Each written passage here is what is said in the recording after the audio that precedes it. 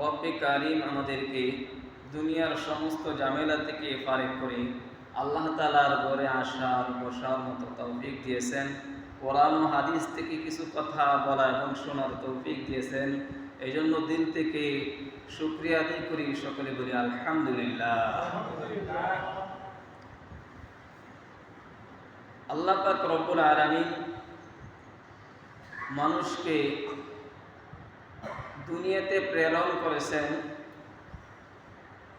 শুধু আল্লাহ তাআলার গোলামি করার জন্য।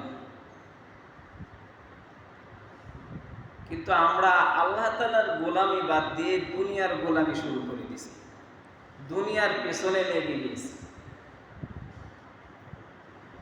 যদি কেউ দুনিয়া চায় তাহলে আল্লাহ তাআলা তাকে দুনিয়া দিবে, কিন্তু পরকালে কিছুই পাবে না। আর যে পরকাল চায় সে কি দুনিয়াতে আংশিক পাবে, কিন্তু তার জন্য পরকালে অনেক কিছু রয়েছে, পরকালে সে পাবে। কিন্তু এই পরকালের বিশ্বাসী কিন্তু আমরা না। ইমানদার ঠিকই দাবি করতেছি, কিন্তু আমরা পরকালের বিশ্বাসী না। নগদ যেটা এটার বিশ্বাসী বেশি, ঠিক কিনা?